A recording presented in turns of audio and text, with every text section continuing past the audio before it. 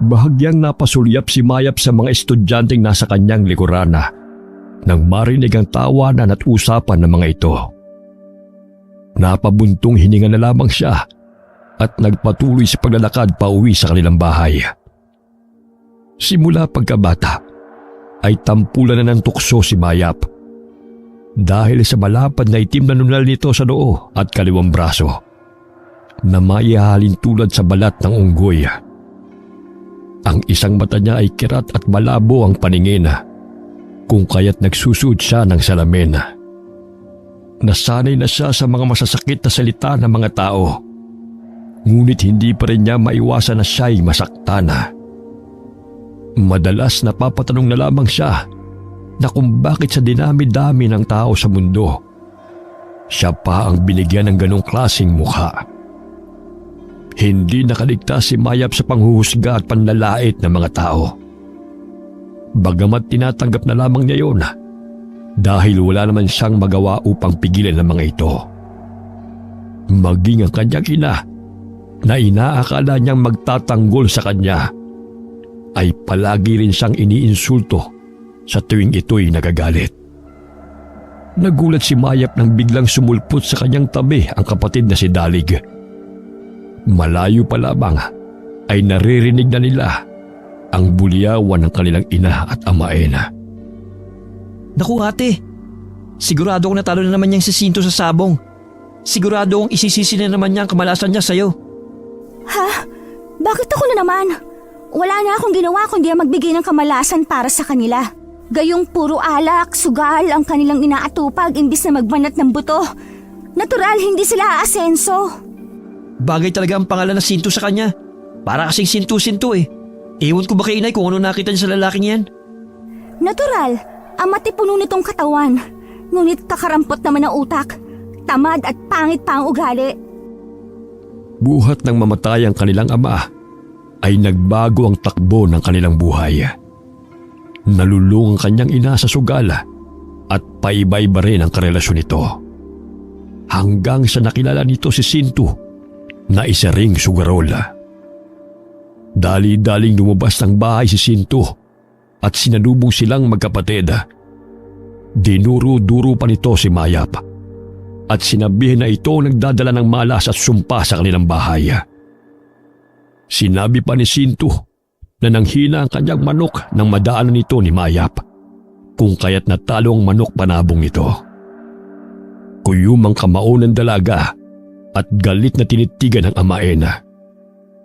Pinigilan na lamang siya ni Dalig upang hindi siya lumaban sa lalaki, sapagkat siya pa rin ang pagagalitan ng ina at ang karelasyon lamang nito ang kakampihan kaysa sa kanila.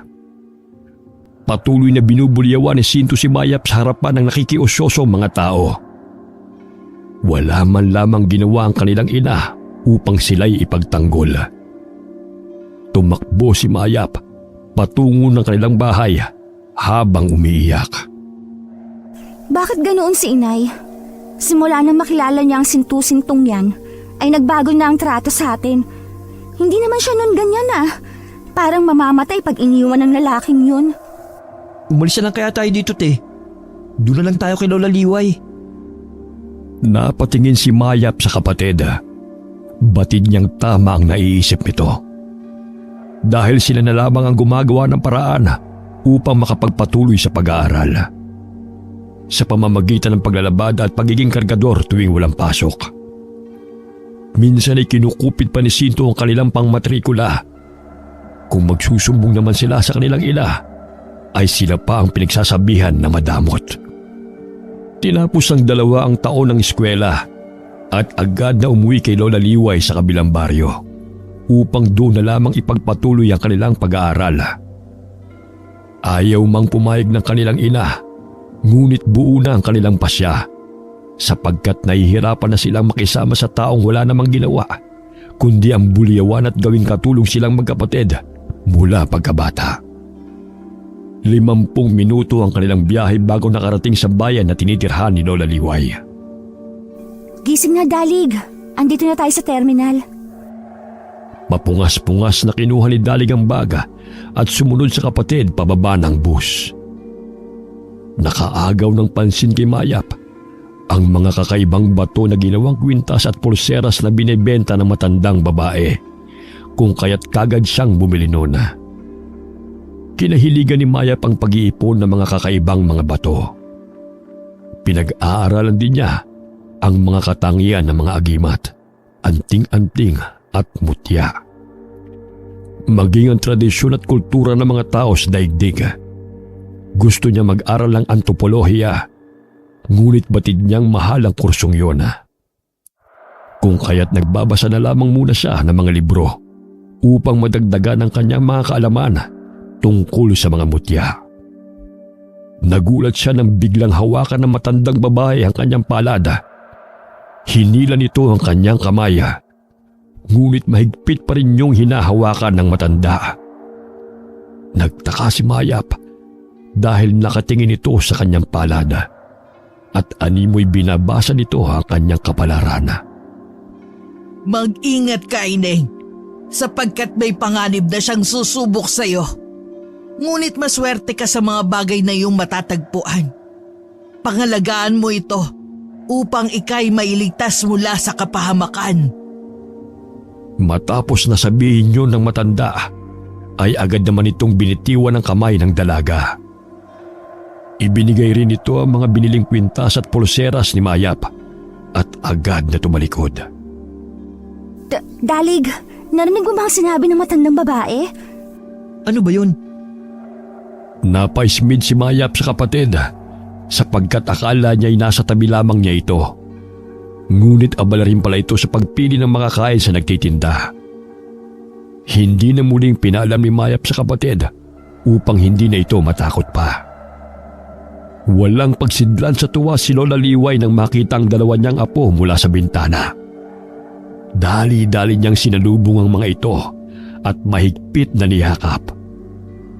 Napansin rin niya ang lungkot sa mga mata ng dalawang apo, kung kaya't agad niyang inanyayahan ang mga ito upang pumasok sa kanyang bahay.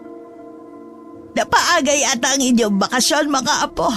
Mabutit hindi naghurumintado ang magaling ninyong ina dahil pumarito kayo. Ayaw na namin makasama pa ang karelasyon ni Inay. Wala nang ginawa kundi ang maglaseng, magsugal at bulyawan kami magkapatid. Kahit batid niyang nambababae ay ayos lang sa kanya. Dito na po kami sa inyo, kung ayos lang po, Lola. Abay, walang problema sa akin. Bukas ang aking tahanan para sa inyo. O siya, alam kong gutom kayo.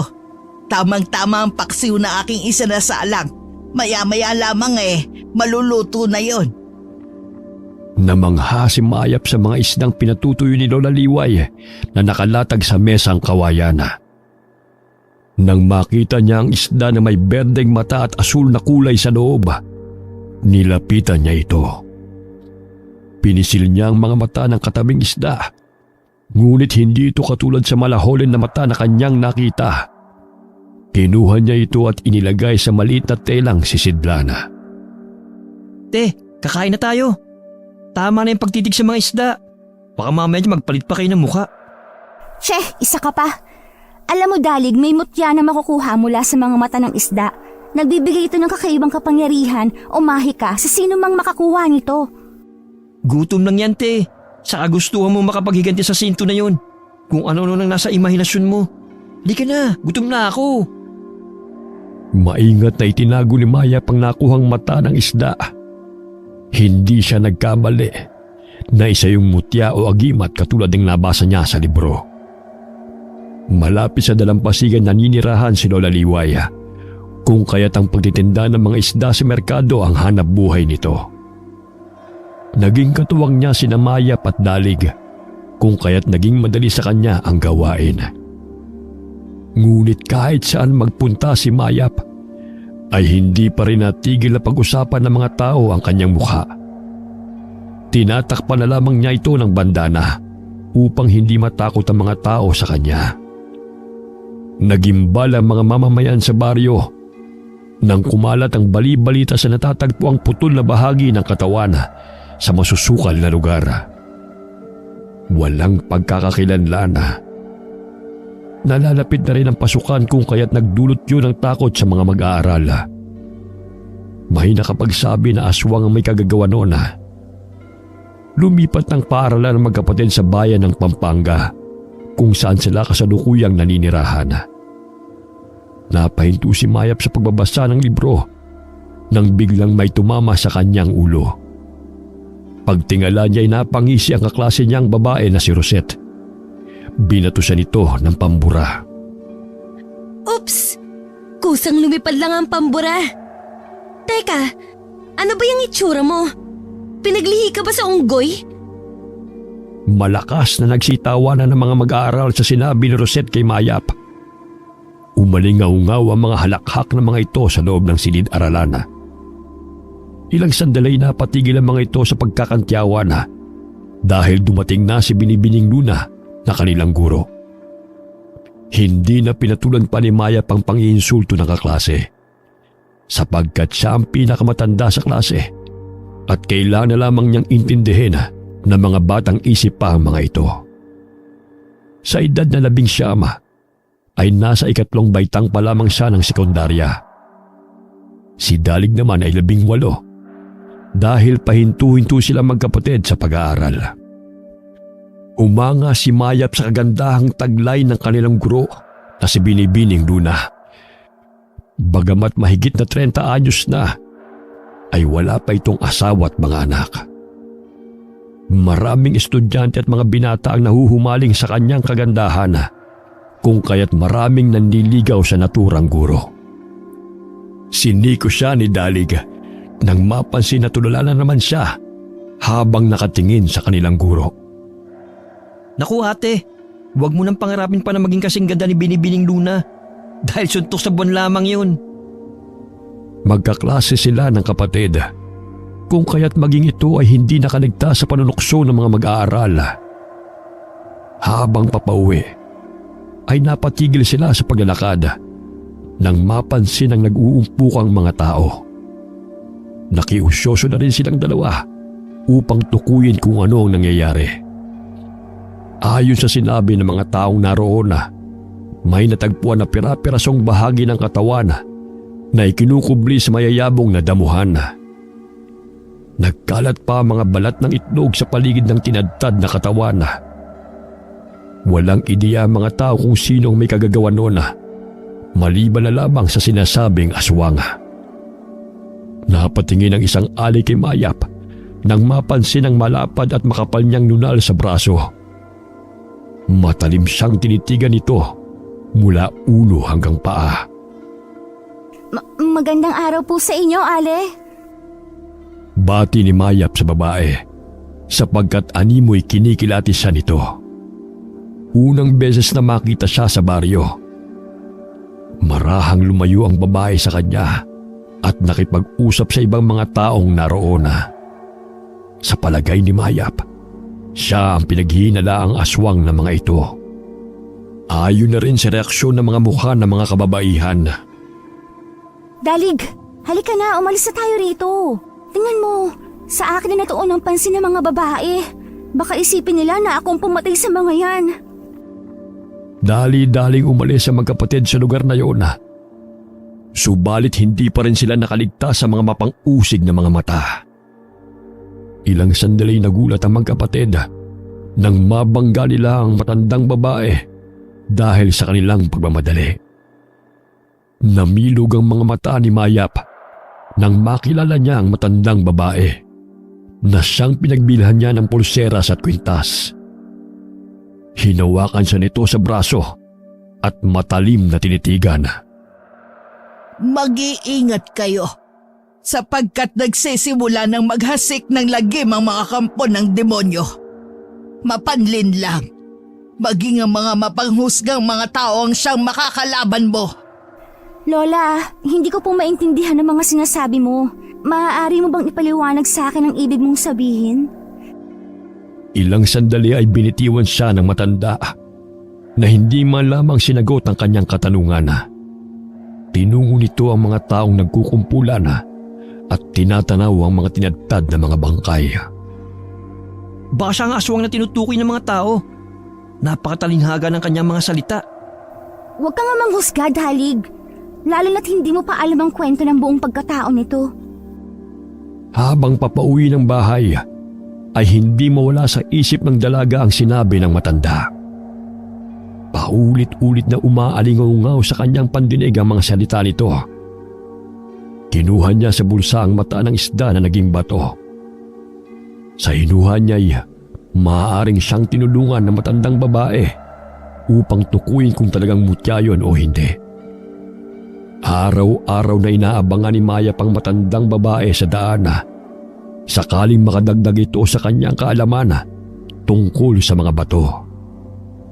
Bahagya siyang napangiti nang masipat ng kanyang paningin ng matandang babae na kanyang hinahanap. Agad niyang tinungo ang kinaroroonan nito at kinausap. Lola, magandang araw po. Ako po si Mayap. Nais ko lamang pong itanong kung may kaalaman po ba kayo sa iba't ibang uri ng mutya? Gayong marami po kayong binibentang mga samot-saring bato. May mga langis rin po ba kayong binibenta na makapagpatibay at pampalakas ng bisa ng mga mutya? Anting-anting o agimat? Abay, Ineng, ikinagagalak kong makita kang muli. Sa panahon ngayon, ay madalang na lamang sa mga kabataan ang nahihilig sa mga bato, anting-anting at mutya. Isa ka sa nararamdaman ko may malakas na gabay. Ang pinili ng mga engkantadong putian na makakapagtangan ng mga mutya na iyong hinahangad. Heto ang langis na maaaring makapagpalakas ng bisa nito. Ibibigay ko na lamang sa iyo. Pakaingatan mo ito. Ipahid mo tuwing araw ng Biyernes. Ako nga pala si Apo Maka. Lola, ano po bang ibig ninyong sabihin na naglipana na mga kampo ng demonyo? Isa-isa nang lumalabas ang mga nilalang na sanhi ng kamatayan ng mga tao. Mag-iingat kayo sapagkat nagkukubli sila sa magandang katauhan. Subalit may masamang pakay sa sinumang mahuhulog sa kanilang bitag.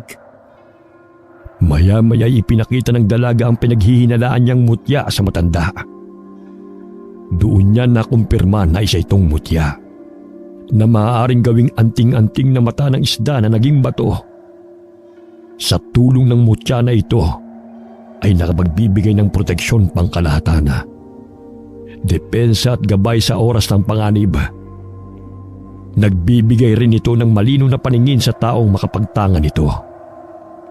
Pinaalala ni Apo Maka sa dalaga na huwag dalhin ito sa lamay, sementeryo at hubarin ito sa tuwing nakikipagsiping sapagkat mawawala ng bisa ang naturang mutya o anumang anting-anting na suot.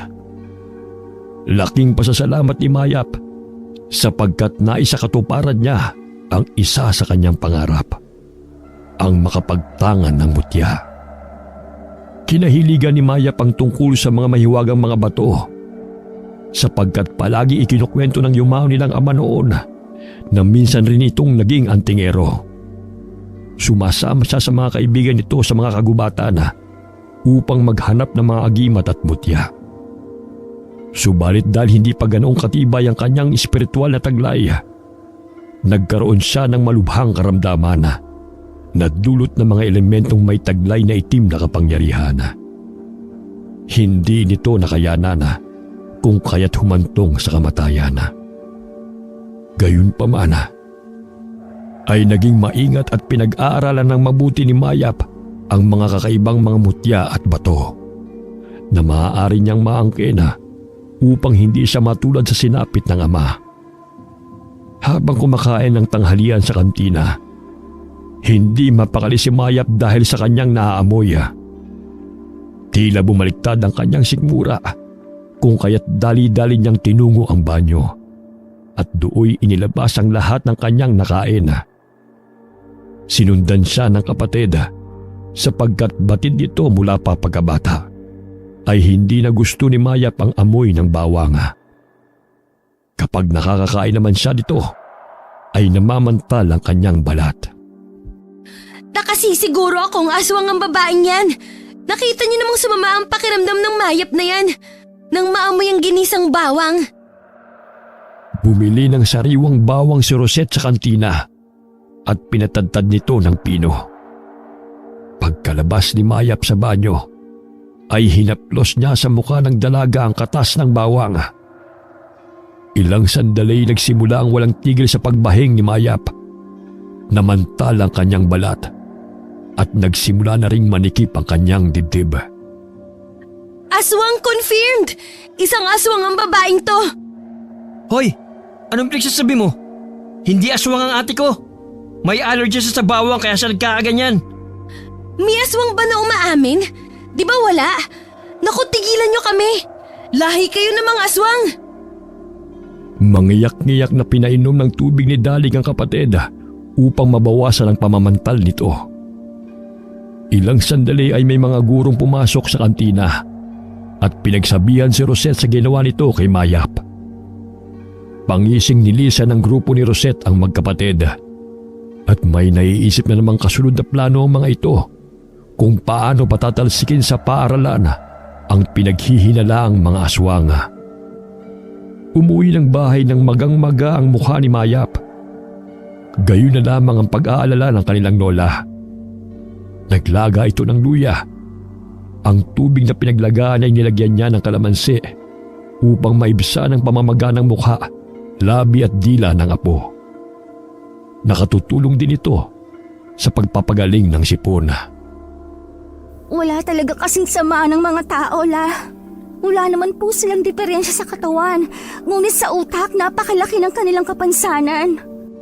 Paano nga namang hindi ka mapagkakamalang aswang ate? Hindi normal ang itsura mo. Nakadagdag pa ang pagkakaroon mo ng allergy sa bawang na yan. Ayan tuloy, aswang confirmed daw sabi ng bruha. Pinunasan na lamang ni Dalig ang katawan ng kapatid. Noon pa man ay siya lamang ang kakampi nito. Maging ito'y nasasaktan sa pangiinsulto ng ibang tao kay Mayap. Naalala ni Mayap na araw yun ng Biyernes kung kaya't kinuha niya ang langis na ibinigay ni Apo Maka sa kanya. Inilabas niya mula sa telang sisidla ng mutya at pinahiran yun ng langis. Mutya ng mata ng isda na naging bato. Naway gabayan at proteksyonan niyo po kami mula sa masasamang tao, elemento at panganib. Paulit-ulit na sambit ni Mayap habang pinapahira ng langis ang mutya. Ginawa niya itong kwintas upang gawing anting-anting. Simula noon ay palagi na niya itong dala. Sa di kalayuan ay may napansin ang dalaga na animoy naglalakad sa kadiliman. Sa pagkakataong yun ay luminaw ang paningin ng kirat niyang mata na nooy halos hindi makakita. Tumambad sa kanyang balinpataw ang isang babaeng buhaghagang buhok at may bitbit itong malaking itlog. Kinurap-kurap niya ang mga mata sa pag-aakalang namamalikmata lamang siya sa nakikita. Subalit nasisiguro niya na maaaring yun ang aswang na gumagala sa baryo at nang bibiktima ng mga tao. Dalig, halika dito, bilis! Nakita ko na ang aswang! Nasaan? Sa dilim niyan makikita mo pa bang tinuturo mo? Kailan pa ba luminaw ang mga mata mo? Ngayon lang. Ayun nga siya! Isang babae na animoy may daladalang itlog. Buhaghag ang kanyang buhok. Pakiwari kung may putol pa ang katawan nito. Hindi makita ni Dalig ang tinutukoy ng kapatid. Ilang sandali ay nawala na rin sa paningin ng dalaga ang nilalang na kanyang nakita. Ilang araw na hindi nakapasok ng eskwela si Mayap dahil sa namamaga pa rin ang kanyang labi at mukha. Kung kaya't si Dalig ang siyang naging tampulan ng tukso ng kanyang mga kaklase. Aba, may lakas pa ng loob ang aswang na pumasok sa eskwela. Mamaya kainin mo kami ng buo niyan. Bakit? Magpapakain ka ba? Ikaw lang ang gusto kong kainin eh. Yang matabil mong dila, ang sarap lantakan. Ang mapupula mong labi, nakakagigil sakmalin. Sabayin pa ng napakaganda mong pisngi. Ang sarap hiwain. Salungat sa pag-uugali ni Mayap ang kapatid na si Dalig. Palaban at hindi basta-basta nagpapatalo sa mga taong nangiinsulto sa kanila. Maging sa kaanyuan ay malayo ito sa itsura ni Mayap. May makiisig na pangangatawan dahil batak sa pagiging kargador at mga gawain. Kayumanggi ang balat, ngunit mapapansin na kagandahang lalaki nito. Bahagyang napalanok ng sariling laway si Rosette dahil sa dobleng ibig sabihin ng lalaki na nakatayo sa kanyang harapan. Sabayan pa ng nakakaloko nitong tingin na wari siya'y hinuhubaran. Kung ako sa'yo, Rosette, tigil-tigilan mo ng pang-iinsulto at pangahamak sa aking kapatid. Kapag nairita ako sa'yo, kakainin kita. Naintindihan mo ba? Nilapit pa ng binata ang mukha niya sa mukha ng babae, kung kaya't bigla itong namula sa kanyang ginagawa. Tiimbagang itong iniwan ng binata sa silang kinauupuan nito at bumalik rin siya sa kanyang upuan. Naging madalas ang pag-uusap ni Mayap at Apo Maka. Nalaman ng dalaga na hindi lamang isa ang pumapatay sa baryo, dahil minsan na rin nakasagupan ng matandang manggagamot ang mga ito. Ngunit dahil sa liksi ng mga aswang ay hindi niya ito natalo.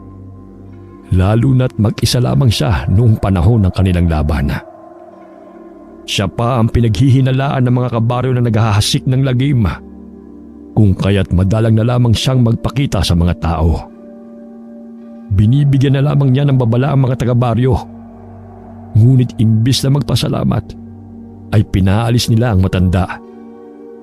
Dahil sa madungoy sa mukha nito, pinaghihinalaan na aswang o di kaya'y baliw. Tuwing araw ng Martes lamang naliligo si Apo Maka, dahil yun ang kanyang paraan upang mapalakas ang mga anting-anting at mga mutya niyang taglaya laban sa mga naglilipan ng kalabang aswang. Ramdam ko po ang husgahan, insultuhin at paratangan ng kung ano-ano. Simula pagkabata ay hindi ako nakatakas sa mapangmatang lipunan. Lahat ng masasakit na salita ay aking narinig. Napakasakit na hindi man lamang ako na ipagtanggol ng aking ina dahil nabulag sa pag-ibig sa maling lalaki. Gayunpaman, hindi po ako kailanman nakaramdam ng pagkamuhi sa kanya. Bagkus palagi ko pong pinagdarasal na sana'y bumalik siya sa tama niyang katinuan at maisipan na andito kami mga anak niya na nagmamahal sa kanya. Hindi nasusukat ng panlabas na kaanyuan ng kabutihan ng tao. Nasa puso. Yan ang dahilan kung bakit pinili ka ng mga engkantadong gabay. May matatagpuan pa kayong mutya. Subalit kaakibat nun ay ang nagbabadyang panganib. Tibay ng loob at lakas ng pangangatawan ang kinakailangan. Huwag magpalinlang sa nakikitang kagandahan. Tandaan mo ang aking mga paalala sa iyo, Ineng. Nagpaalam si Apo Maka sa dalaga nang makita ang paparating na si Dalig. Masayang ibinalita ng binata sa kapatid ang paninindak nito kay Rosette, dahilan na matakot ito sa kanya. Nahinto ang masaya nilang usapan nang biglang hablutin ng isang ali ang banda na nakatakip sa mukha ni Mayap at siya'y sinabunutan. Dahilan ng pagkagulat, nabitiwan niya ang basket na naglalaman ng mga panindang tuyong isda. Bitiwan niyo ako! Wala po akong kasalanan sa inyo! Nasasaktan na po ako, Ali! Naalala ni Dalig na yun ang babaeng matalim na nakatingin kay Mayap nung sila'y nakikiusyoso sa mga bangkay na natagpuan sa talahibana.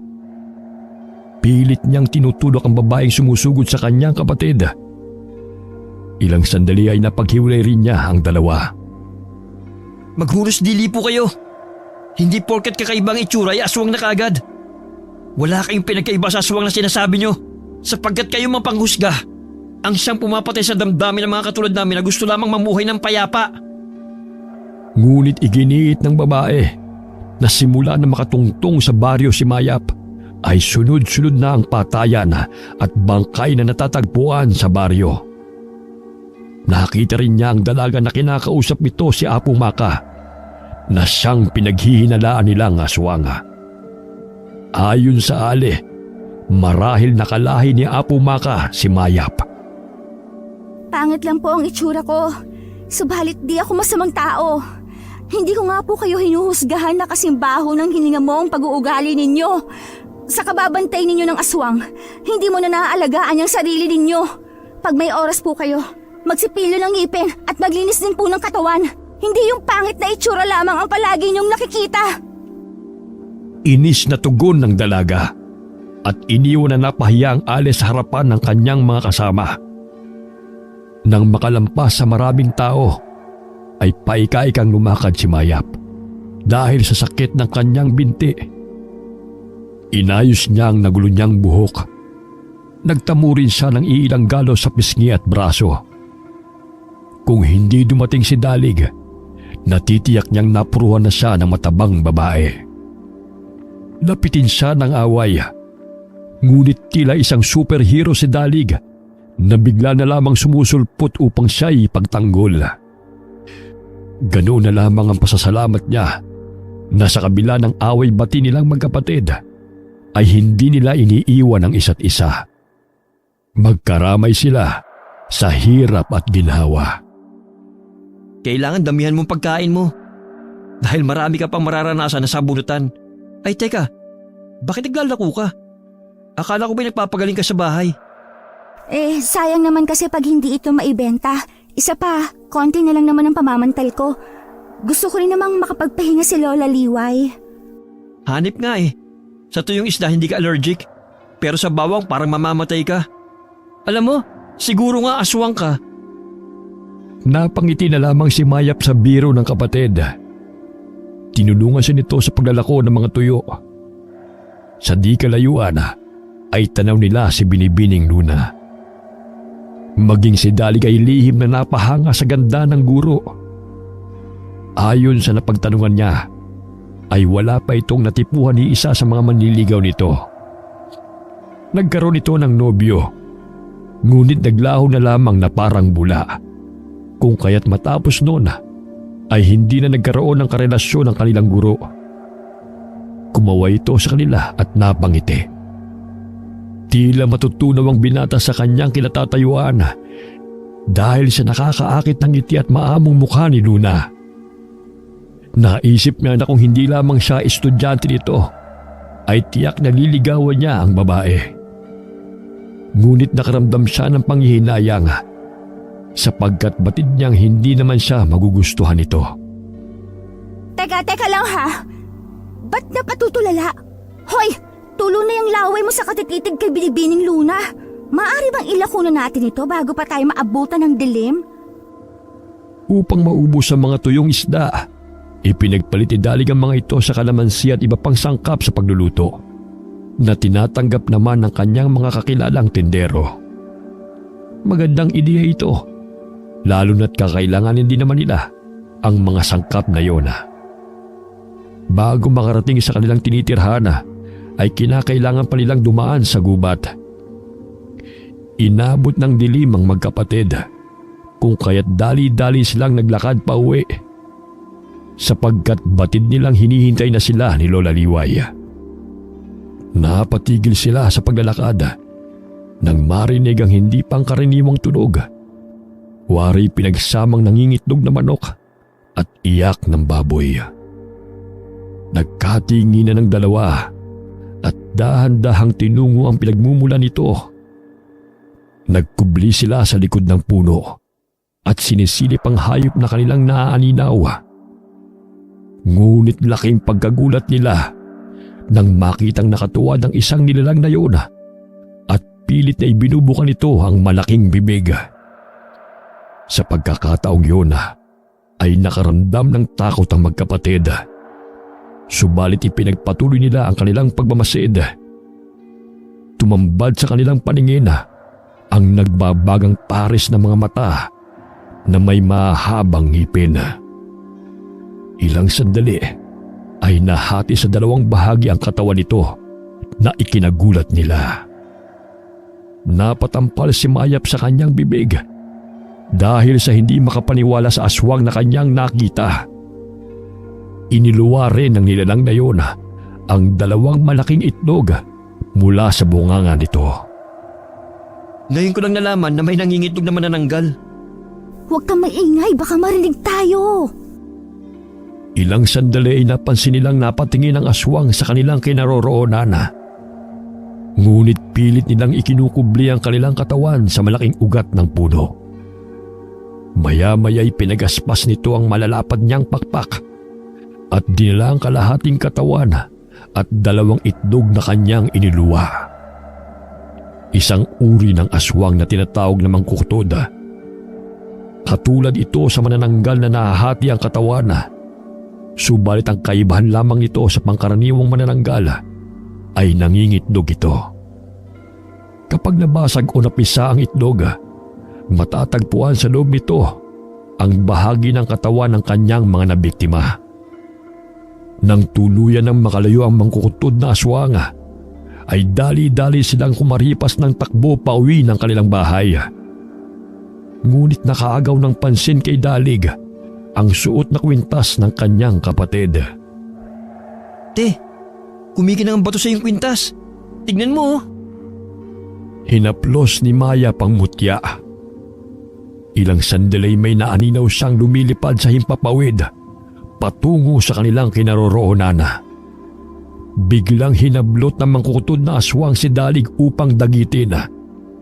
Subalit buong lakas na hinila ni Maya pang kapatid at naalala ang kalamansi at dayap na naroon sa kanilang basket. Kumuha ng kapirasong kalamansi si Mayap at isinilid sa bulsa ng kapatid. Ate, huwag mo kang bitawan! Pakiusap! Ayoko pa mamatay!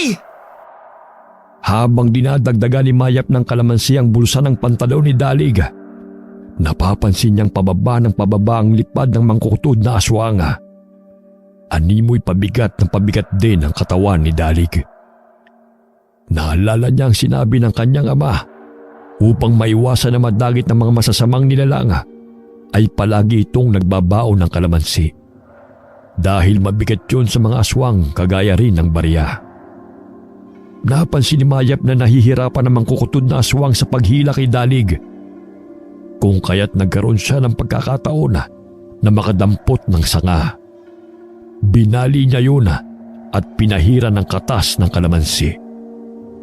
Bitiwan mo ang kapatid ko! Sigaw ng dalaga. Sabay tusok ng sanga sa dibdib ng mangkukutod na aswang. Tinusok-tusok ito ng paulit-ulit ni Mayap gamit ang sanga hanggang sa mapuruhan ng aswang sa braso. Pumalahaw ito nang bumao ng sanga sa kalamnan nito, dahilan para mabitiwan ito ang kanyang biktima. Pinagaspas nito ang mga pakpak at patuloy na lumipad palayo sa himpapawid. Muntik na akong malapan ng aswang, ate. Sadyang totoo sila.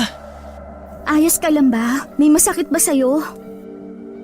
Umiiyak na niyakap ni Maya pang kapatid at inalalayan nitong tumayo. Ilang sandali pa at unti-unting humina ang pagkinang ng mutya na suot ni Mayap. Ate, tingnan mo. Tumigil na sa pagkislap ang mutya. Sa palagay ko, sa tuwing may kalaban at ikay nasa panganib, nagbibigay ito ng babala. Marahil ganoon na nga. Nararamdaman ko rin na naging malinaw ang aking paningin sa kadiliman. Isa sa taglay na ibinibigay ng mata ng isda na naging bato.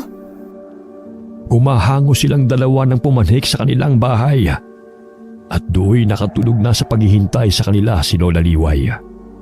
Kinabukasan, maagang pumasok sa paaralan ng magkapatid. Tanging tingin na lamang na mag-aaral ang kanilang napapansin. Hindi na tinutukso ng mga estudyante si Mayap ng harap-harapan. Meron pa ring nanlalait sa kanya, ngunit tanging bulungan na lamang ang kanilang naririnig. Sa takot na kainin sila ng inaakalang aswang na magkapatid. Lumiban sa klase si Binibining Luna. Ayon na rin sa kaibigan nitong guro, masama ang pakiramdam nito. Kung kaya't kinakailangan niyang magpahinga. Ikinalungkot ni Dalig ang balitang yon dahil hindi niya nasilayan ang babaeng nagpapatibok ng kanyang puso. Tila isang himala na hindi na ako tinutokso ng rosette na yan. Epektibo ang pananakot mo, ha? Hindi nila alam na takot ka rin sa aswang. Shh! Huwag ka maingay. Takot kasi kakainin ko siya ng buhay. Nagtawanan na magkapatid sa kanilang kapilyuhan. Ilang sandali ay may pumasok na matandang guro. Nakakatakot ang striktong mukha nito. Kung kaya't naging tahimik ang mga mag-aaral hanggang sa matapos ang klase. Hindi nakaligtas sa paningin ni Mayap ang sugat sa braso ng ginanga. Naalala niya na doon banda niya nasugatan ng aswang na kanilang nakasagupa. Pinilig-pilig niya ang kanyang ulo Sa isipin na nagkataon lamang yun. Sinilip niya ang kwintas sa kanyang baga. Hindi naman niya nakitang kumislap ito, kung kaya't mali ang kanyang hinala. Tumunog ang batingaw, senyales na tapos na ang klase. Oras ng tanghalian kung kaya't agad silang pumunta sa kantina. Nang buksan niya ang kanyang bag upang kunin ang kanin, namilog ang kanyang mga mata nang mapansin na kumikislap ang mutya sa kanyang kwintas. Ngunit sino? Sa dami ng taong narito. Marahil isa sa mga nandito ay aswang. Ilang sandali ay tumigil sa pagkinang ang mutya ng isda na naging bato. Palinga-linga siya sa paligid upang tukuyin kung sinong may kahina-hinalang kilos. Ngunit wala siyang napansin. Isang linggo na lamang ay darating na ang undas. Tradisyon ni Lola Liway na linisin ang puntod ng kanyang asawa at anak ng maaga bago dumami ang mga taong bumibisita sa sementeryo. Matatagpuan ang sementeryo sa liblib na baryo sa gitna ng gubat. Dahil dito, madalang lamang sa isang taon na bumibisita ang mga pamilya ng mga yumao sapagkat nakakatakot ang lugar at mahirap ang daan patungo roon. Lola, kami na lamang po ang maglilinis doon. Dumito ka na lamang muna at bibisita na lamang tayong muli. Masama pa naman ang pakiramdam mo ngayon. Walang nagawa si Lola Liway kundi ang sundin ang sinabi ng kanyang mga apo. Napakaswerte niya sa dalawang apo dahil mababait at masisipag ang mga ito. Nang makarating sa sementeryo ay wala pa silang nakikitang ibang tao roon. Tanging mayayabong na mga damo at mga baging na nakapalibot sa mga puntod ang bumungad sa kanila. Nagtulungan silang dalawa sa pagagapas ng mayayabong na mga damo at paglilinis ng puntod ng yumao nilang kapamilya. Maya-maya'y umihip ang malakas na hangin na siyang nagpatayo ng balahibo na magkapatid.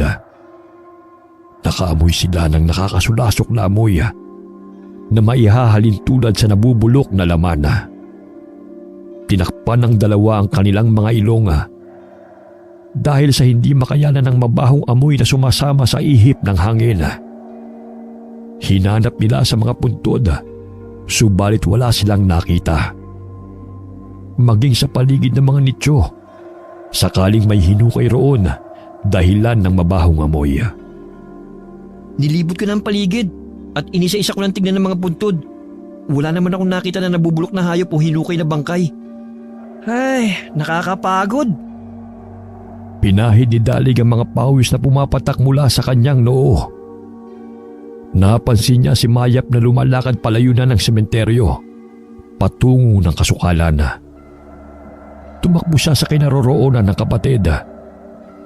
Sinusundan nito ang pinagmumula ng nakakasulasok na amoy hanggang sa marating nila ang masikot, madilim at nakakatakot na parte ng gubat.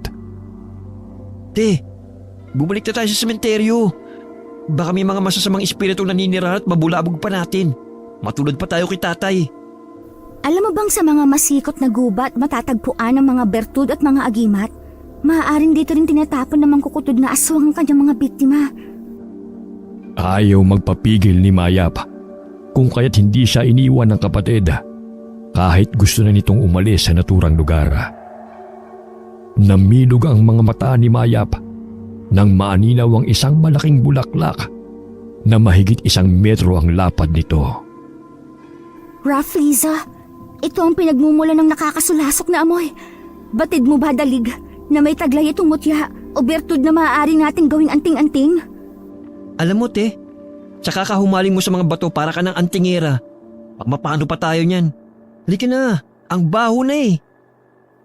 Tumalikod si Dalig upang bumalik ng sementeryo. Subalit napansin niyang hindi sumusunod sa kanya ang kapatid. Bagkus nagpatuloy pa ito sa paglapit sa bulaklak na Rafflesia. Napabuntong hininga na lamang si Dalig at muling binalikan ng kapatid. Namangha si Mayap sa bulaklak na Rafflesia. Hinawakan niya ito at napansin na may 2 matigas na bato sa ibabaw nito. Marahan niyang kinuha ang mga bato. Naisip niya na yun ang mutya na taglay ng kakaibang bulaklak. Ayon na rin sa kanyang nabasa, ang Rafflesia ay isang vascular na bulaklak. Wala itong dahon, tangkaya at chlorophyll. Mahigit 11 kilo ang bigat nito. Tumutubo ang Rafflesia sa kagubatan kung saan may engkantadong tagabantay. Ate, ngayon ako nakakita ng ganitong klaseng bulaklak. Ngunit bakit napakabaho nito? Tinatawag ito ng mga tao na bangkay na halaman dahil sa kanyang mabahong amoy. Bagamat maraming matutuklasan na taglay na kapangyarihan ng mutya na galing sa bulaklak na ito. Maging si Dalig ay namangha sa mutya na nakuha ng kapatid. Kulay dalanda na may pula sa gitna nito. Napatigil sila sa pag-uusap nang mapansin ang isang lalaki na nakaupo habang nakaharap sa kanila.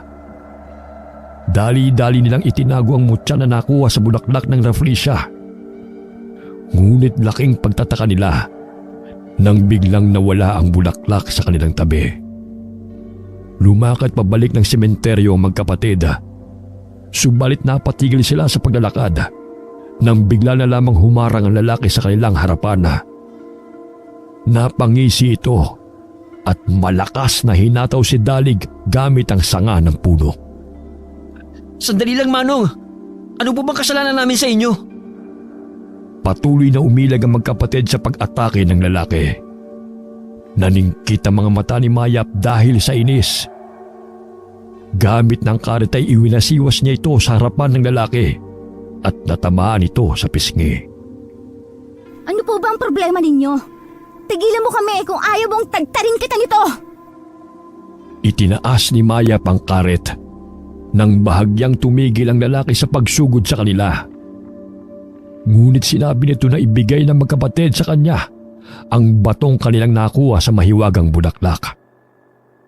Sinugod silang muli ng lalaki habang nakangisi.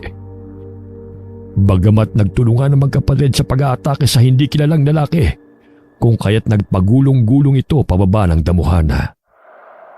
Pasuray-suray itong bumangon. Mababanag ang pagkainis sa mukha nito bago tumakbo palayo sa magkapatid. Lihim siyang sinundan ng magkapatid hanggang sa sumapit ang dilim. Sa hinuha nila'y yun ay isa sa mangkukutod na aswang na pumapatay sa mga tao. Sa tingin ko nasa panganib tayo.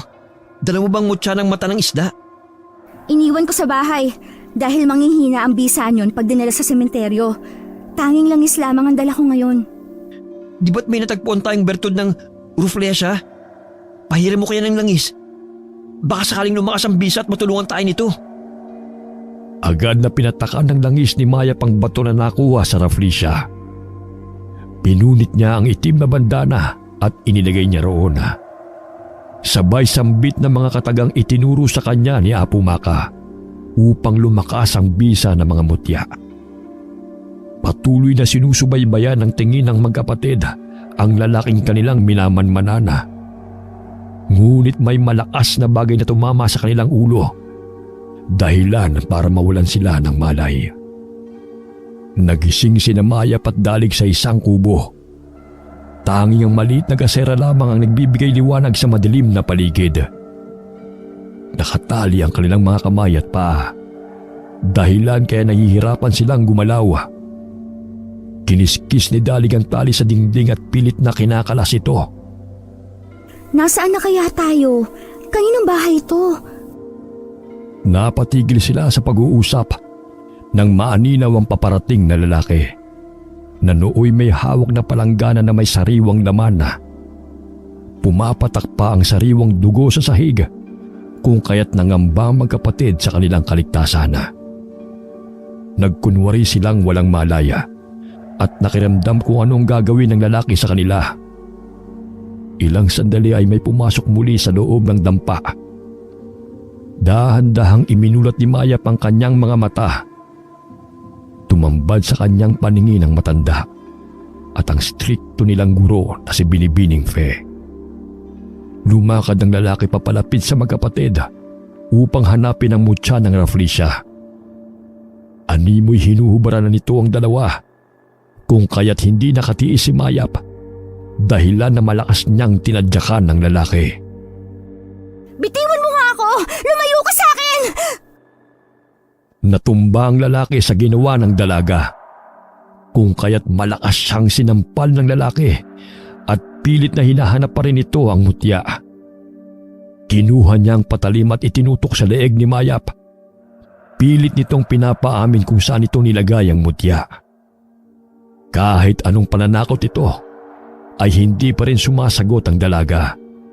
Bagkos tinitigan lamang siya nito ng matalim. Paulit-ulit siyang sinampal ng lalaki upang siya'y magsalita.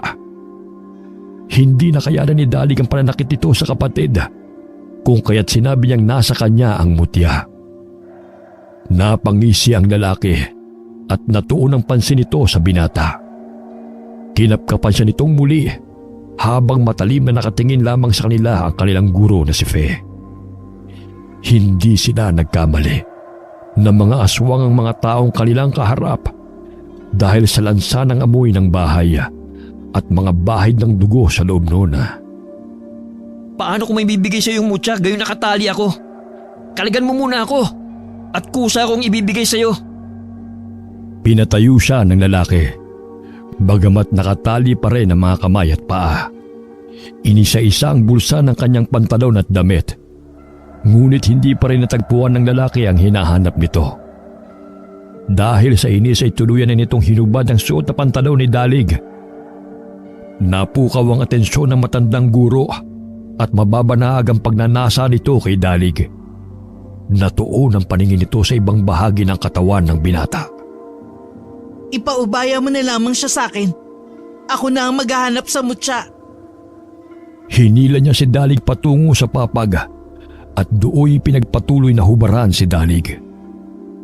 Hindi sukat akalain ng binata na pagnanasaan siya ng kinikilala nila na strikto at matandang dalaga na si Binibining Fe.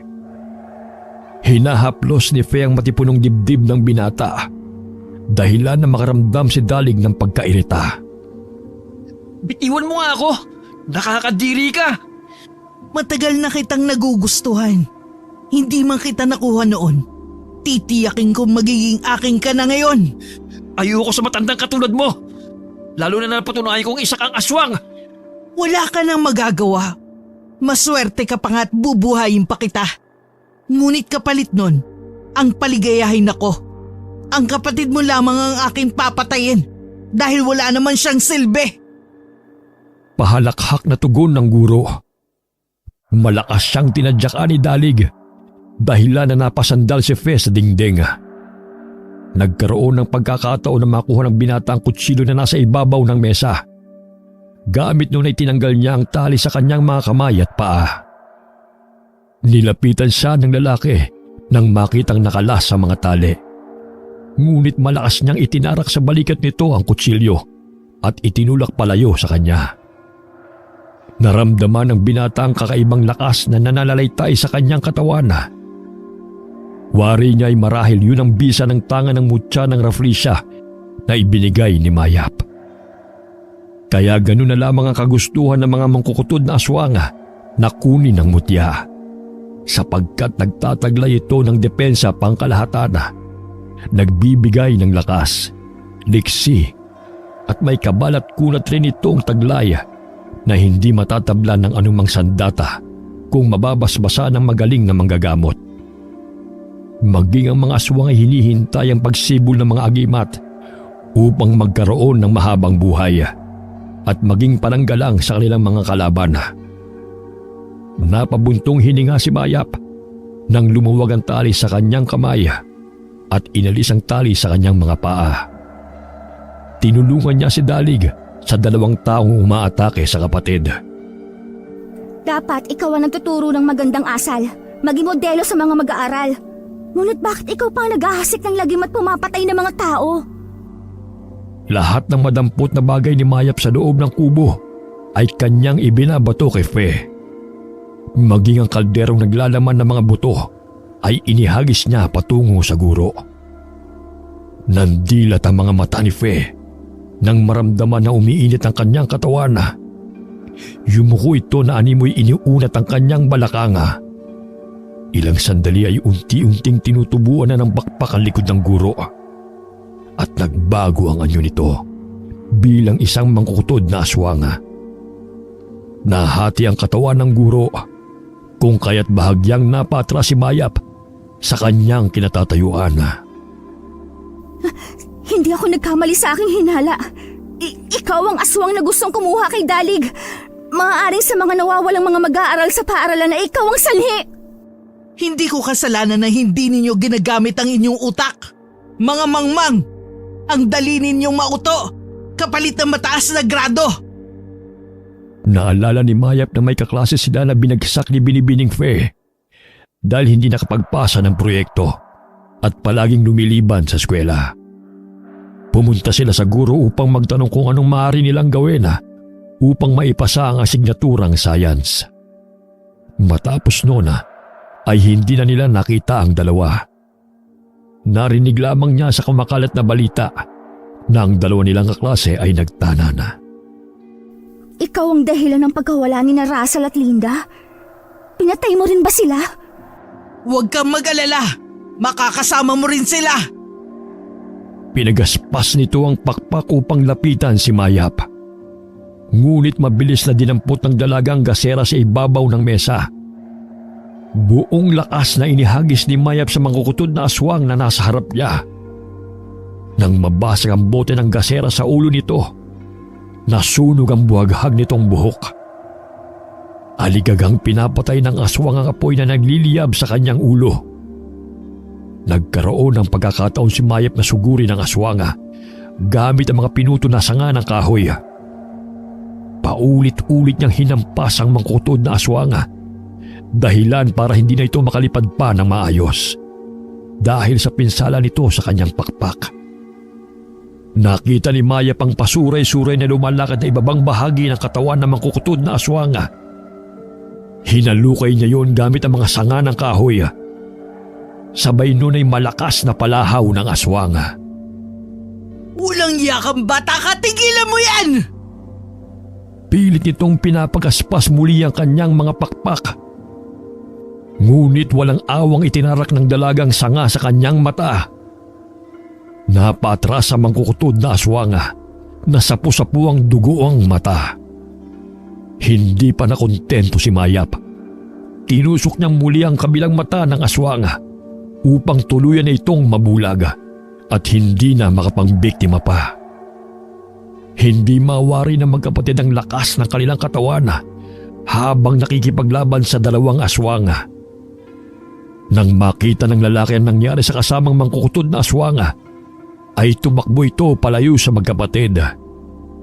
Ngunit laking gulat niya nang bigla siyang bumangga kay Apo Maka. Saan ka pupunta? Dito lamang pala kayo nagtatago na magkapatid. Sa pagkakataong ito, ay nagkamali kayo sa inyong nabiktima. Mababanaag ang takot sa mukha ng lalaki nang makita ang matandang manggagamot. Kinuha ni Apo Maka ang tansong patalim at inundayan ng saksak ang aswanga. Pasinok-sinok na inilabas ng mangkukutod na aswang ang mahaba niyang dila at sa dulo nito ay may itim na bato. Kinuha yun ni Apo Maka at dinurog upang wala nang makakuha pa nito. Ang itim na batong ito ay mutya na tangan ng mga aswang. Ito ang dahilan kung bakit minsan ay hindi mo nararamdaman ang kanilang presensya sa tuwing sila ay normal na tao. Marunong silang magtago ng kanilang enerhiya sa pamamagitan nito. Pumunta si Apo Maka sa sementeryo upang bisitahin ang namayapa niyang anak. Tuwing gabi siya bumibisita upang walang sino mang tao ang makakita sa kanya. Pinatay ng mga aswang ang kanyang asawa at kaisa-isang anak. 30 taon na ang nakakalipas. Kung kaya't gano'n na lamang ang kanyang kagustuhan na mahanap ang mga aswanga upang maipaghiganti ang pagkamatay ng kanyang mag-ama. Yun din ang dahilan kung bakit niya tinanggap ang basbas ng kanyang mga magulang upang sumunod sa yapak ng mga ito na maging isang manggagamot at maging tagapagmana ng mga mutya at agimat na pagmamay-ari ng kanyang mga magulang. Habang naglalakad sa kadiliman ay narinig niya ang sigawan sa kubo, kung kaya't dali-daling tinungo ang munting dampa na yon. Nakita siya ni Dalig at Mayap, kung kaya't nilapitan siya ng mga ito habang pilit na tumatakas sa mangkukutod na aswang na guro. Inihagis ni Apo Maka ang patalim patungo sa mangkukutod na aswang. Tumama yun sa kanyang ulo, kung kaya't agad itong bumulagta sa lupa. Asintado! Ang galing niyo po, Lola! Sa kabila ng katandaan ay malakas at malinaw pa rin ang mga mata ng matanda. Ayon sa kanya ay ginagabayan siya ng kanyang mga gabay na hindi nakikita ng pangkaraniwang mga tao. Kinuha ni Apo Maka ang supot sa kanyang bulsa. Binudburan niya ng abo at pinatakan ng langis ang tumitibok-tibok pa na laman ng ibabang bahagi ng katawan ng mangkukutod. Ilang sandali ay bumula ito at biglang natumba. Natitiyak nilang patay na ang aswang na yon. Laking pasasalamat ng magkapatid sa pagdating ni Apo Maka. Nilibot nila ang paligid ng kubo upang siyasatin kung may ibang biktima pang itinatago ang dalawang mangkukutod na aswang. Nasipat nilang magkapatid ang malaking itlog na nakahanay sa ibabaw ng mga tuyong damo. Hinawakan niyo ni Dalig, ngunit laking gulat ng binata nang biglang mapisa ang itlog. Bumungad sa kanilang paningin ang putol na ulo ni Russell sa loob nito. Napatampal sa bibig si Mayap dahil sa pagkabigla. Inisa-isa nilang binasag ang mga itlog na naroon at natuklasan nila na ang mga laman ng itlog ay ang mga bahagi ng katawan ng mga biktima. Karamihan sa mga ito ay lalaki at mag-aaral sa paaralan kung saan nag-aaral ang magkapatid. Ang aswang na si Fe ay mahilig sa mga batang lalaki. Madalas niyang biktima ay ang mga birhen. Kaya ganoon na lamang po ang pagnanais niya na dagitin si Dalig. Madalas rin niyang binabagsak sa klase ang mga kalalakihan upang sumunod sa kanyang mga kagustuhan. May sa katuparan lamang nito ang pansariling pangangailangan. Hinatid ni Apo Maka ang magkapatid pauwi sa kanilang bahay. Ngunit hindi na siya pumasok pa sa tahanan ni Lola Liway. Maraming salamat po sa inyo, Apo. Mag-ingat po kayo sa inyong paglalakbay. Ganoon na lamang ang pag-aalala ni Lola Liway nang makauwi ng hating gabi ang dalawang apo. Upang hindi na mag-alala pa ang kanilang lola, ay sinabi na lamang nila ng mayayabong ng mga talahib ang naging sanhi ng kanilang mga galos. Habang nagpapahinga, ay pinuntahan ni Mayap ang kapatid nito. Sinabi niya kay Dalig kung ano ang dapat gawin upang pangalagaan ang binigay niyang mutya ng Rafflesia. Inisa-isa rin niyang pinaliwanag ang mga pinagbabawal sa mutya. Kahit na may tangan ka na ng mutya ng Rafflesia, ay mag-ingat ka pa rin. Huwag basta-basta makipag-away at gamitin lamang ito sa kabutihan, Dalig. Iingatan ko to. Huwag ka mag-alala. Hindi ko kakalimutan ang mga paalala mo. Ilang sandali pa'y nakaidlip na ang dalawa dahil sa pagod. Kinaumagahan ay malakas na katukang bumulabog sa tahanan ng maglola. Papungas-pungas ng mga mata si Lola Liway na bumangon upang tukuyin kung sino ang kumakatok. Nagulat siya nang pagbuksan niya ang galit ng mga kabaryo. Ayon sa mga ito, ay may natagpuan na namang luray-luray na katawan malapit lamang sa talampasigan. May nakakita raw sa dalawa niyang apo na naglalakad kung saan malalim na ang gabi. Ang magkapatid ang itinuturo nila na may kagagawa ng pagpaslang. Narinig ni Dalig ang paratang ng mga tao, kung kaya't dali-dali siyang bumangon upang harapin ang mga ito. Hindi kami aswang tulad ng sinasabi nyo. Maging kami hinahabol ng aswang. Kung may nakakita man sa amin ng ganong oras, ay dahil ginabi kami sa pag-uwi galing sa sementeryo. Kahit anong paliwanag ni Lola Liway at ng magkapatid, ay galit pa rin sa kanila ang mga tao. Kung kaya't pinasok na nila ang tahanan ni Lola Liway at kinaladkad ang magkapatid palabas doon. Umiiyak na nagmamakaawa si Lola Liway upang tumigil na ang mga tao sa pananakit sa kanyang mga apo. Inutusan niya ang dalawa na tumakas bago pa sila mapatay ng mga ito. Hinihingal habang tumatakbo ang magkapatid. Hindi nila alam kung saan sila paroroon. Naisip ni Maya si Apo Maka na siyang makakatulong sa kanila. Inaabangan nila ang matanda sa daan kung saan nila ito palaging nakikita. Ngunit hindi ito napadaan ng araw na yun. Pansamantala silang nanirahan sa loob ng gubat upang magtago sa mga taong naghahanap sa kanila. Hindi na rin nakabalik ng paaralan ng magkapatid. Araw-araw silang nagbabaka sakali na makitang muli si Apo Maka. Habang nakaupo sa gilid ng daan, may dumang sasakyan. Sakay ang iilan sa kanilang mga kaklase. Sa hinuhay niya ay bibisitahin ng mga ito ang kanilang guro na si Binibining Luna, sapagkat hindi pa rin ito nakakabalik sa pagtuturo. Ate, maaari ba natin puntahan si Binibining Luna? Kahit makita lang natin siya at malaman kung anong nangyari sa kanya.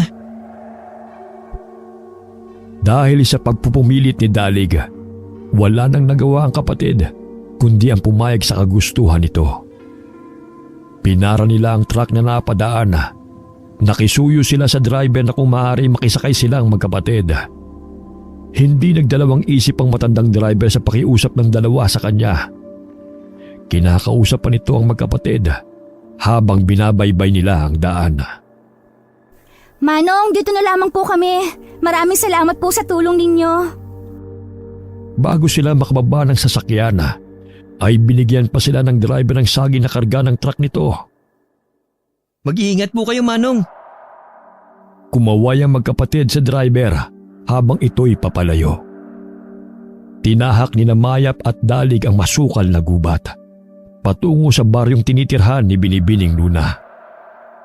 Iilan lamang ang pamamahay na kanilang nadaanan bago makarating sa bahay ng kanilang guro. Paano kayo nakakain ni Binibining Luna na manirahan sa ganitong klaseng lugar? Malayo sa mga tao. Pag sumigaw ka rito, walang makakarinig sa'yo eh. Napansin nila ang mga kaklase na pumasok sa bahay ng guro. Biglang may sumulpot na babae sa likuran ni Mayap at hinawakan ang kamay niya. Sinabi ng babae na huwag na silang tumuloy sa bahay na yun dahil baka sila'y mapahamak. Pagkasabi nun ay agad na tumakbo ang madungis na babae palayo. Dalig, huwag na kaya tayong tumuloy. Nararamdaman kong mapanganib ang lugar nito. Ngayon pa ba tayo aatras? Nandito na tayo eh. May mutya tayong dala na magliligtas sa atin kung sakali nasa panganib tayo. Kaya huwag ka na mangamba pa. Nagpatuloy sila sa paglalakad hanggang marating nila ang bahay ni Binibining Luna. Napatigil sa pagwawalis ang matandang babae na may mahabang buhok nang makita sila nito. Nagpakilala sila na mag-aaral ni Luna kung kaya't kagad silang pinapasok sa bahay. Nagulat si Rosette nang makita sina Dalig at Mayap doon. Inirapan niya ang dalawa at pasalampak na napaupo. Sa dinami-dami ng araw na maaaring bisitahin si Binibining Luna, sumabay pa kayo sa amin? Inis na naibulalas ng babae. Hindi na pinatulan pa ni Mayap ang mataray na kaklase kung kaya't kagad na lamang niyang hinanap kung nasaan ang kanilang guro. Sa gayon ay makauwi na sila kaagad. Lumabas ng kwarto si Luna. Mapapansin ang matamlay niyang kilos. Ngunit may pananabik na makita ang kanyang mga estudyante. Agad na nilapitan ni Dalig ang guro at ibinigay ang bulaklak na kinuha niya sa kanyang baga. Maging si Mayap ay hindi alam na may tinatago pala itong sorpresa sa kanilang guro. Napangiti si Luna nang tanggapin ang bulaklak. Aba, may pabulaklak ka pang nalalaman ha? Pinitas ko lang naman niya kanina sa daan eh. Nangingislap ang mga mata ng binata habang sinisilayan ang maamong ganda ng guro.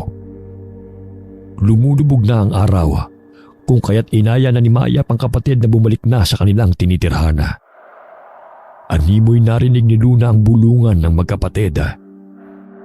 Dumitilim na. Siguradong aabutan kayo ng gabi sa daan. Bukas na lang kayo umuwi. Tsaka marami pa tayong pag-uusapan, di ba? Pumayag sina Rosette at mga kasamahan nito, maliban na lamang kay Mayap. Te, bukas na lang tayo umuwi. Wala rin naman tayo masasakyan dahil gabi ni. Tahimik na umupo na lamang si Mayap malapit sa bintana. Nakaramdam siya ng kaba nang mapansin ang iilang mga taong nakamasid sa bahay ng guro. Maya-maya'y umalis din ang mga ito. Ngunit pakiwari ni Mayap ay may masamang balak ang mga ito sa kanila. Ayon kay Luna, hindi siya nakabalik ng paaralan dahil may sakit siya sa puso. Dahilan na hindi siya maaaring mapagod. Kinakailangan niyang magpagaling bago makapagturo muli. Naghain ng hapunan ng ina ni Luna. Ngunit hindi nakayanan ni Mayap ang lansanon maging ng kanyang mga kaklase. Pasensya na kayo. Dahil ganyan lang talaga magluto si Inang. Malasado. Sandali lang. Ipapaluto ko sa kanya ulit. Ayos lang po. Tila mahilig po kayo sa kinilaw at dinuguan? Ay oo. Paborito ko ang kinilaw, dinuguan at inihaw. Bukas sasabihin ko kay Inang na ipag-ihaw kayo. Tanging saging na lamang ang kinain ni Mayap at dalig, kung kaya't na po na yon ni Luna. Huwag niyo na po silang alalahanin. Mahilig naman talaga sila sa saging. May lahing unggoy po kasi. Nagsitawa na ng grupo ni Luna, ngunit hinayaan lamang siya ni Mayap. Matapos kumain ay dinala ni Luna ang mga estudyante sa kani-kanilang matutulugan. Dadalawa lamang ang kwarto, kung kaya't mas minabuti ni Mayap at dalig na doon na lamang sa sala matulog. Pinakiramdaman ni Mayap ang paligid habang lumalalim ang gabi. Ngunit wala siyang nararamdamang pagbabago at kakaibang naririnig. Maliban sa tunog ng mga kuliglig, ilang sandali pa'y nakaidlip na ang dalaga. Bigla siyang napabalikwas ng bangon nang biglang may humihila sa kanyang mga paa. Kasabay ng mga sigawan na umaalingaw sa loob ng bahay. Napansin ni Mayap ang kwintas na kumikinang. Batid niyang nasa panganib ang kanilang buhay. Naaaninaw niya na isa-isa silang sinasalakay ng mga mangkukutod na aswang. Tinapa niya ang maliit na kutsilyo na yari sa tanso na nakatago sa kanyang bewang. Itinarak niya yon sa kamay ng humihila sa kanya. Batid niyang nasugatan niya ito, dahilan na siya'y mabitiwan. Gumapang siya upang hanapin ang kapatid, ngunit wala na ito sa kanyang tabi. Pilit na binubuksan ni Mayap ang bintana habang abala ang mga mangkukutod na aswang sa pagsugod sa kanyang mga kaklase. Sa gayon ay makalabas sila roon. Buong lakas niyang sinipa ang kawayang bintana, kung kaya't nasira niya ito. Lumapit sa kanya ang matandang babae na nooy nagbabaga ang mga mata. Batid niyang yun ang ina ni Luna. Hindi siya natinag sa paninindak nito. Hinila niya ang buhok na matandang aswang at pinulupot sa leeg nito ng ilang beses upang masakal. Mga kampon kayo ng demonyo! Ang dapat sa inyo, mamatay! Nangangatog na nagtago si Rosette sa gilid ng kabinet.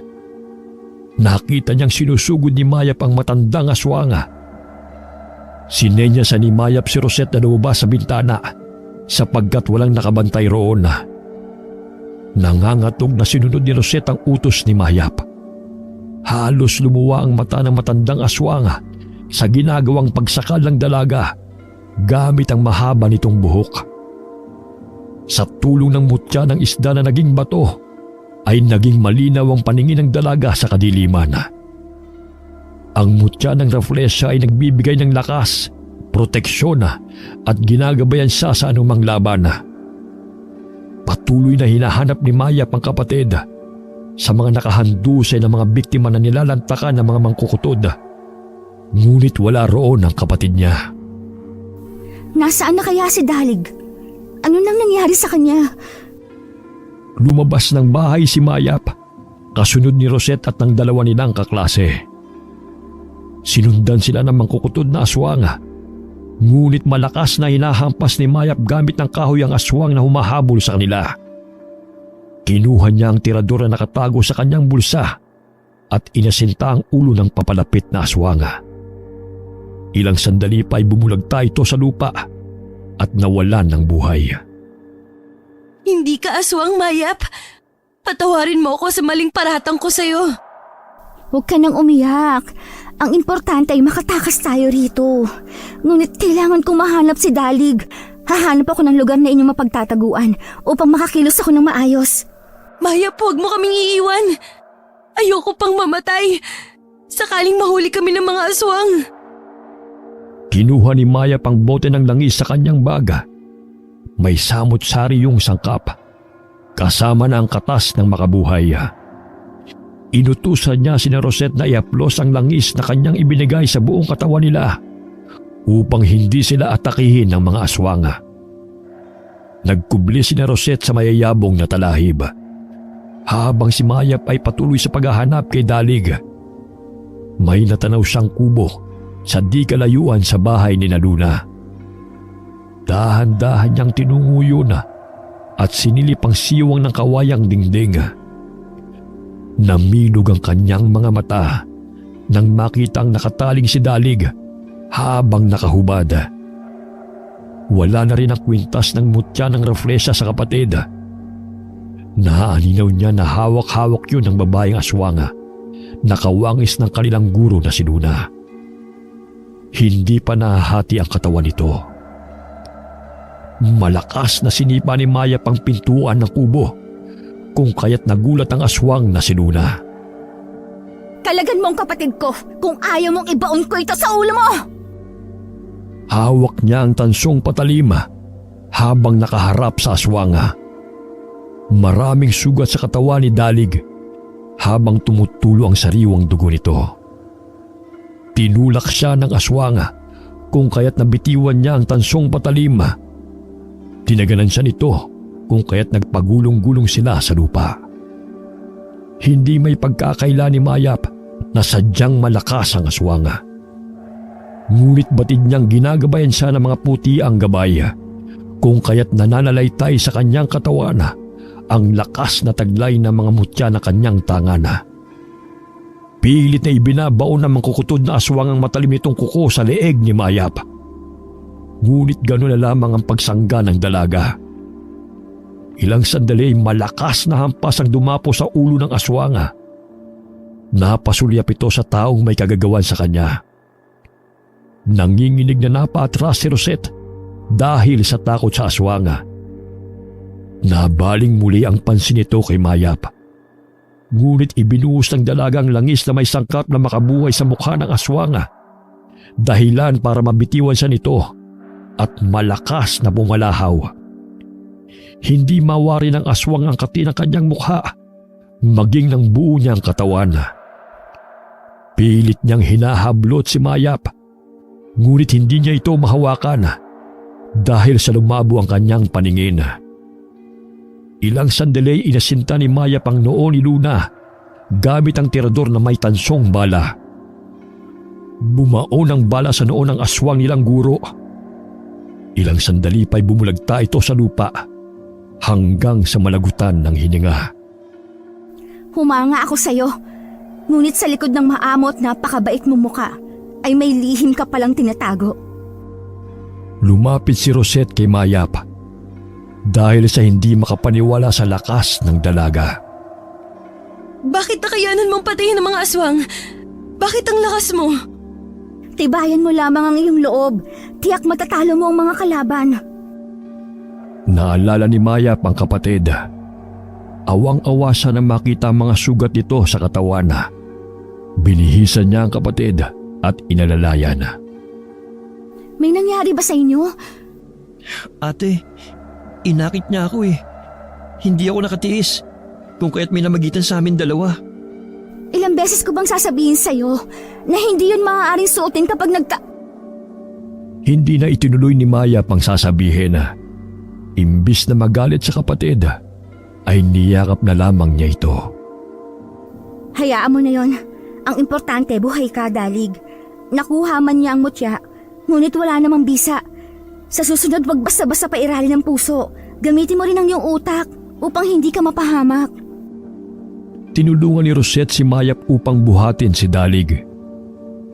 Dahil sa malaki ang pangangatawan nito, ay nahirapan silang dalawa. Naaaninaw ni Mayap na papalapit sa kanilang kinaroroonan ng 3 makukutod na mga aswang. Pinagaspas ng mga ito ang kanilang mga pakpak. Ganun na lamang ang iyak ni Rosette at ang dalawa niyang kasama. Isa-isang inasinta ni Mayap ang mga mangkukutod, ngunit iniilagan lamang nila ang mga bala. Nabahala ang dalaga na makapal na 2 bala na lamang ang naroon sa kanyang bulsa, kaya't kinakailangan niyang matamaan ang kanyang mga kalaban. Diyos na makapangyarihan, naway iligtas po ninyo kami mula sa masasamang nilalang. Dinggin ang aking panalangin, mutya ng aking tangan, naway gabayan ng mga putihang gabay. Paulit-ulit na dasal ni Mayap. Pumalahaw ang isang mangkukutod na aswang nang matamaan ang katawan nito ng sunod-sunod na bala. Bahagyang napangiti si Mayap nang maaninaw si Apo Maka na inaasinta ang kanyang mga kalaban. Isa-isang bumagsak sa lupa ang mga mangkukutod na aswang habang nangingisay. Lumapit si Apo Maka sa kanila at kinuha ang bote ng langis na may halamang sangkap. Hinaplos yun sa sugat ng binata. Pinagod niyo ko mga bata. Batid kong nasa panganib ang inyong buhay, kaya sinundan ko kayo. Ilang sandali pa'y may narinig silang pumapagaspas. Pinapasok silang muli ni Apo Maka sa kubo at inutusan na isarado ang pintuan.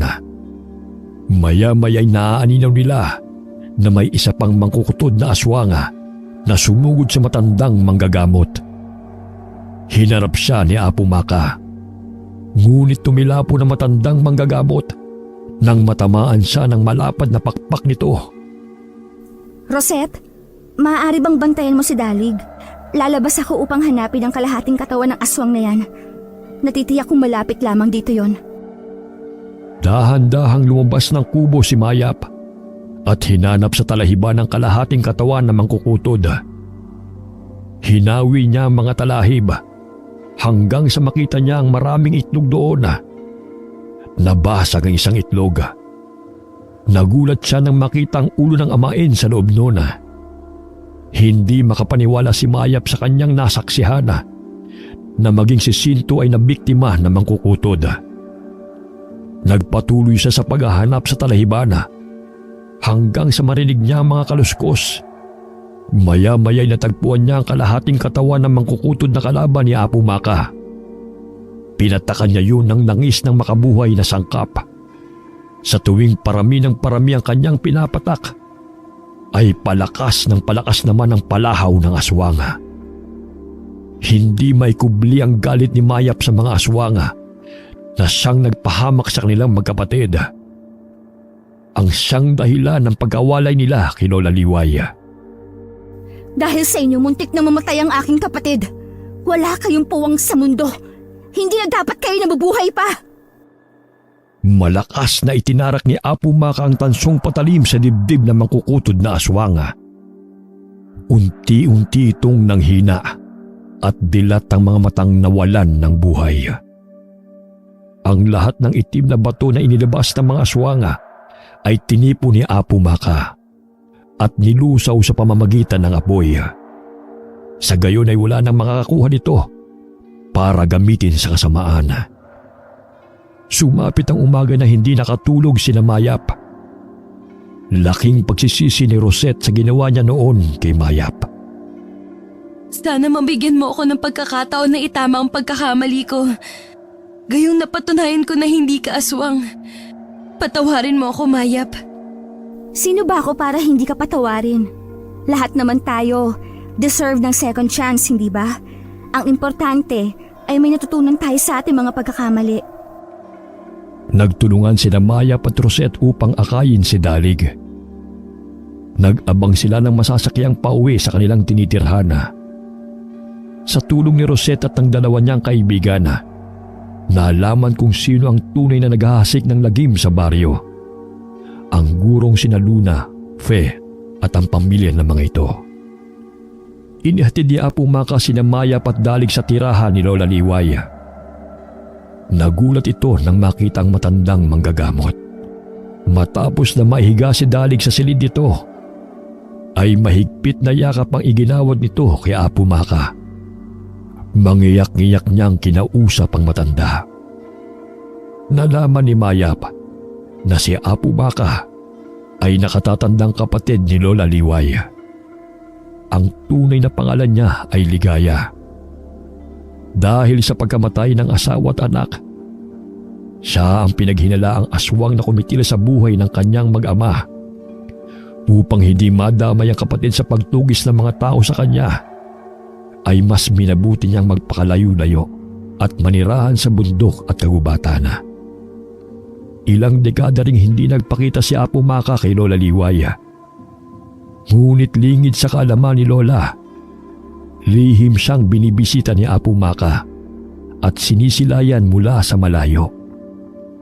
Ang pagkakaroon ng malapad na nunal ni Mayap ay namana niya sa kanyang Lola Ligaya, o mas kilalang Apo Maka, na isa ring antingera. Wakas. Bahagyang napasulya